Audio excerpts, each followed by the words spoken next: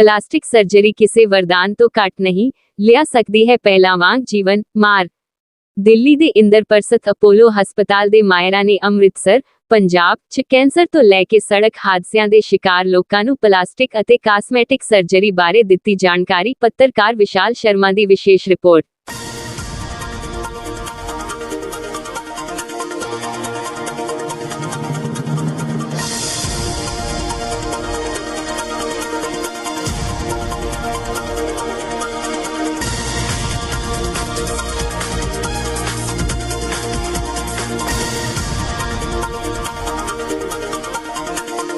देखो, हमारा मकसद है अवेयरनेस।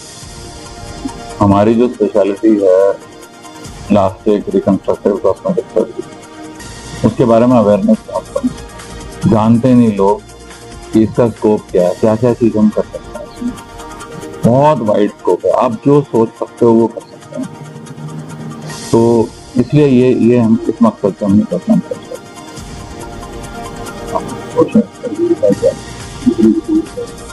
कॉस्मेटिक सर्जरी जो है वो प्लास्टिक सर्जरी का हिस्सा है। जो हमारी मेन स्पेशलिटी है प्लास्टिक सर्जरी, उसका एक हिस्सा है जो डिफेक्ट्स और डिफॉर्मिटीज को करेक्ट करता है, नॉर्मल पे लाता है, वो रिकंस्ट्रक्टिव सर्जरी। जो नॉर्मल लोगों को इम्प्रूव करता है वो कॉस्मेटिक सर्जरी। तो वो उसका प्लास्टिक सर्जरी का ही डिवीजन है।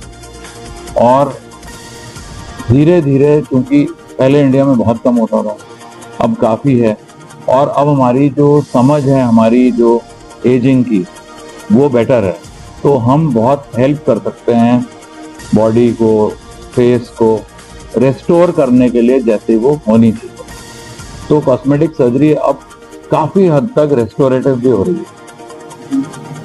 जैसे हमें पता है कि हमारे यहाँ पे आप देखेंगे कि 10 साल के बच्चे को भी अंडर आई सकता है, हमारी बोनी स्ट्रक्चर रहता है।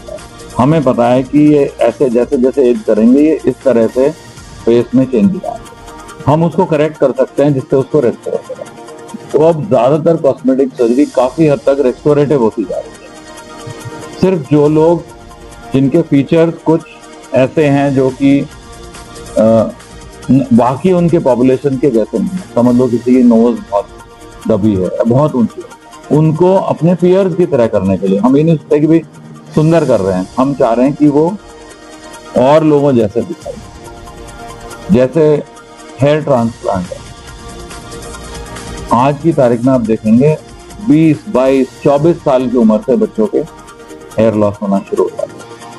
तो उसको अगर हम हेयर ट्रांसप्लांट करेंगे तो उसको वैसा बनाएंगे जैसा वो नॉर्मली दिखना चाहिए था, ठीक है ना।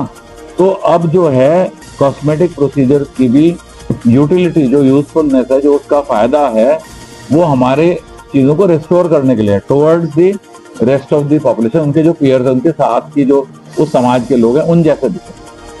तो इस तरह से होता है। कैंसर के लिए जैसे आपने बताया, उसके बाद लाइफ टाइम अगर कैंसर क्लिनिक होता है, उसकी सर्जरी होती है, तो लाइफ टाइम। देखो, मैं कैंसर का बताता हूँ आपको। 2-3 तरह के कैंसर हैं जिनमें हम रिकंस्ट्रक्शन करते हैं, प्लास्टिक सर्जरी का काम है। सबसे पहला है ओरल कैंसर, मुंह के अंदर पान मसाला, स्मोकिंग, टोबैको चूइंग, चूना कत्था, इन सब से होता है। उसमें क्या होता है, जब कैंसर होता है तो गाल का एक हिस्सा निकालता है, कई बार हड्डी भी निकालनी पड़ती है।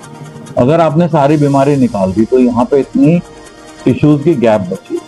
हम कहीं से वो टिश्यूज लेते हैं, हम पैर से लेते हैं, या पैर की जो हड्डी होती है नीचे उससे लेते हैं, और उसमें अब यहाँ से आप ऐसे ही नहीं लगा सकते, उसकी नसें साथ लेते हैं, और यहाँ जब वो नेक में नसें ढूंढते हैं और उसको फिट करके उन नसों को माइक्रोस्कोप में आर्टरी को आर्टरी से, वेन को वेन से जोड़ते हैं, तो वो खून का दौर चालू हो जाता है। तो बोन भी रिकंस्ट्रक्ट हो गई और सॉफ्ट टिश्यू रिकंस्ट्रक्ट।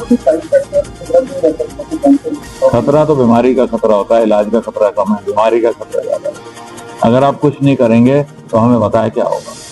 और इसमें जितना जल्दी करें, अर्ली डिटेक्ट हो, अर्ली ट्रीटमेंट हो, अर्ली सर्जरी हो, उतने ही रिजल्ट लॉन्ग लास्ट। तो सबसे जरूरी ये है कि जल्दी आए। लोग क्या होता है, जख्म है मुंह के अंदर, चल रहा है, या मुंह खुलना कम होता जा रहा है, पहले बॉदर ही नहीं करते कि ठीक है थोड़ा सा हो गया। जब ज्यादा हो जाता है तब आता है, तब तक वो बहुत ज्यादा हो जाता है। तो जितना जल्दी आएंगे उतना जल्दी। दूसरा होता है कैंसर ब्रेस्ट का, छाती का कैंसर। उसमें आमतौर पे छाती निकालते हैं और हम रिकंस्ट्रक्ट। अब नई टेक्निक से जैसे जैसे डिटेक्शन जल्दी हो रहा है, बहुत छोटे उसमें निकाले तो सिर्फ एक पोर्शन निकालते हैं पूरा, और हम उस पोर्शन को रिकंस्ट्रक्ट। इसका मतलब मरीज सर्जरी के बाद नॉर्मल घर जाता है, ये नहीं कि मेरा शरीर का आधा हिस्सा गायब हो गया। तो उससे emotionally, mentally quality of life जो है वो नॉर्मल लोगों की तरह होती है। तो ये बहुत जरूरी है। तो रिकंस्ट्रक्शन काम आता है। जैसे पैर में ट्यूमर है, पहले ज्यादातर ट्यूमर में काट देते थे, अभी क्या करते हैं, उस हिस्से को निकाल देते हैं, उसकी जगह आर्टिफिशियल हड्डी की जगह लाते हैं, और हम मांस का ट्रांसफर करके दूसरी जगह से उसको कवर कर रहे हैं। तो सैल्वेज ऑफ लिम्ब, लेग का सैल्वेज, फुट का सैल्वेज बहुत ज्यादा पॉसिबल हो गया है। ये तो एक ही दिन में हो जाती है। जैसे ही, तो उसकी दो टीमें होती हैं, एक कैंसर सर्जन होता है, वो निकालने की टीम होती है, वो हट जाते हैं, हम रिकंस्ट्रक्शन की टीम में साथ आते हैं। तो एक ही स्टेज में सारा हो जाता है। उसमें शायद 6 से 12 घंटे तक भी लग जाए, लेकिन उसी दिन पूरा हो जाता है, और करीब 2 वीक्स में सारी हीलिंग पूरी हो जाती है। तो अपोलो काम करते हैं लोग सर्जरी कराने की तरह की बातें करते हैं, तो अवेयरनेस का अपोलो कैंपेन्स भी कंडक्ट करता है। हमारी एक यूट्यूब चैनल है अपोलो, आप देखेंगे मेरे यूट्यूब चैनल, उसमें सबसे जरूरी क्या है, आपको ज्यादातर यूट्यूब में चैनल जो मेडिकल सब्जेक्ट मिलेंगे इंग्लिश में मिलेंगे। हम क्या करते हैं, अब नेटिव लैंग्वेजेस में बना रहे हैं, हिंदी में बना रहे हैं, फिर और लैंग्वेजेस में ट्रांसलेट। उसकी रीच ज्यादा है, लोगों की समझ में ज्यादा आएगा। तो आप अगर विजिट करें अपोलो हॉस्पिटल की जो चैनल है, उसमें आपको यूट्यूब में वीडियोज आएंगे, आप देखें डॉक्टर कुलदीप सिंह, और आपको मिलेंगे और भी अपोलो हॉस्पिटल की हेल्थ अवेयरनेस के वीडियोज उसमें मिलेंगे। तो वो भी साथ साथ कर रहे हैं, प्रेस कॉन्फ्रेंसेस होते हैं रेगुलर बेसिस पे। तो अवेयरनेस होएगी तो पता रहेगा जल्दी जाना है, क्या करना है, क्या पॉसिबल है।